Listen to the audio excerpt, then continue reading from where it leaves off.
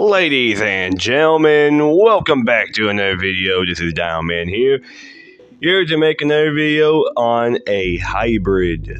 Yes, this is the third time I'm making a hybrid. And yes, I know it's been a while since I made a video up here on the channel, other than small posts, small little edits. But I'll be sure to post more throughout the months. But you mostly be probably finding me on shorts. Now, this animal was genetically designed to rid the pale horse from Isla Nublar. It only takes one to enter the island to begin the extinction of the Indom 2.0. It's not venomous because it doesn't need venom to kill the Indom 2.0. It just needs to claim enough territory so they could close them in. So let's get started.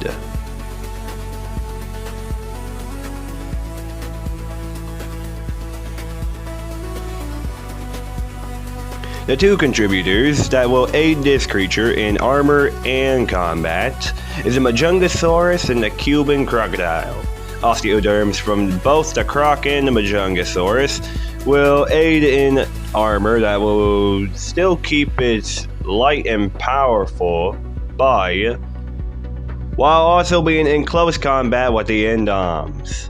Fusion between the Majungasaurus and the Cuban crocodile will be visible on the creature. Not many creatures will break through its armor in time to hurt it severely enough before it's too late.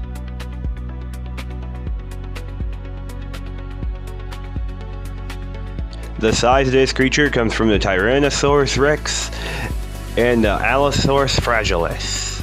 But there is a catch. It's smaller than a T-Rex, but bigger than an Allosaurus. It lies in between the both of them. Big enough to take on the Indom 2.0 and small enough to hunt more younger ones.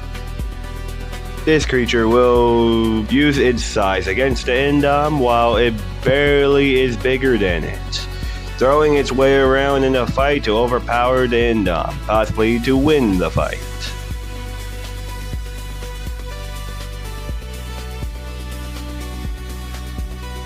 The jaw work isn't done by Tyrannosaurus.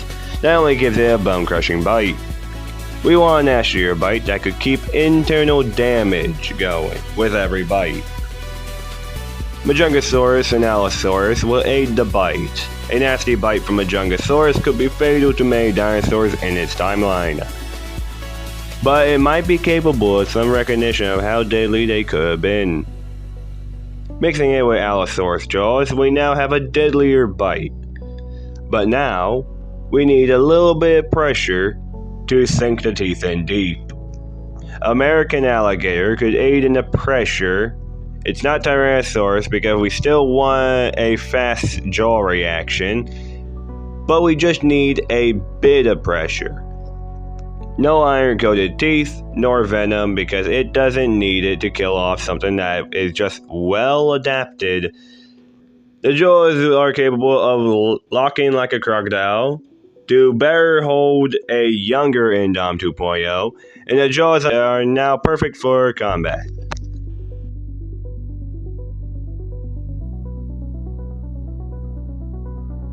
Of course, we can't forget the arms to equally come back with swings as well as the Indom 2.0. It will be hunting.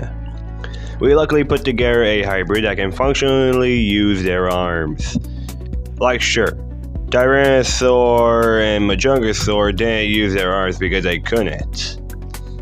But most of the contributors in his genome can use their arms. First, we would talk about the claws of this creature. The Megaraptor has powerful arms and claws to slash and maybe even hook as well. We will apply these claws to the DNA of the howler monkey's influence on the theropod's arms. These will be capable of pushing and shoving the Indom 2.0 away if it needs some distance.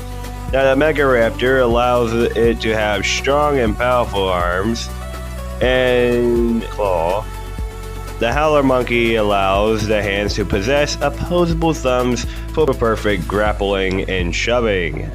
Now we have functional arms for the battle.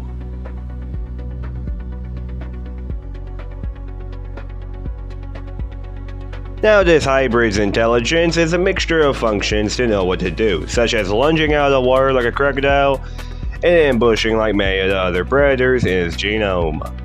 Because of this hybrid has a slightly bigger brain than an average Rex, it may not be capable of carrying a sharpened metal pole that everybody loves, but that doesn't mean it immediately loses when that weapon is pulled out, because it won't get enough time to grab it before it's too late.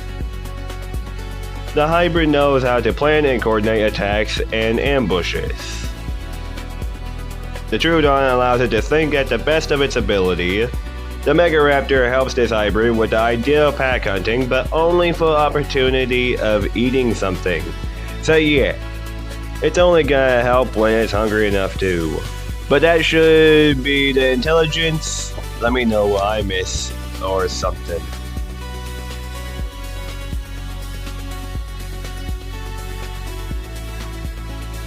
The eyesight of this hybrid is unique compared to many of the predators in the real-life world.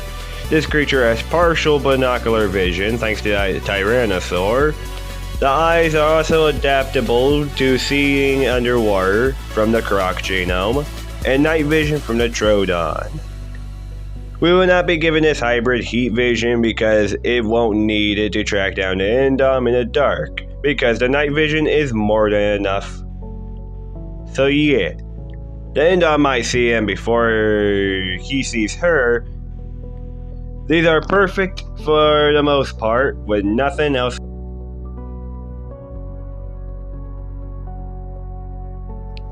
Now let's get to the fun part. This hybrid could taste the air around it to get a sense of where things are, and when it's hiding, it could camouflage with the cuttlefish genome so it could ambush or hide from sight, which might be useless for the Indom 2.0 when it's alert, but either way it works in case the Indom is not paying attention to its surroundings. Plus, the cuttlefish allows this creature to, in a way, hypnotize the lesser beings as it gets close enough to grab and eat it. And the last thing this hybrid could do, which is the perfect patterns so it could blend in as they grow. Alright, did I mention the word they on the hybrid? Well, let's just say this hybrid isn't alone to hunt all the Indoms, because if it dies in battle, who's gonna finish them all off from ridding the plague from the island? Whiptail lizard DNA will allow this hybrid to make it more of itself, and yes, we know that have to grow up first. Another reason why we put cuttlefish DNA into its genome is the capability of matching or blending with the Indoms as it matures to adulthood. So yeah, they will be capable of living on the island without dying in a matter of days.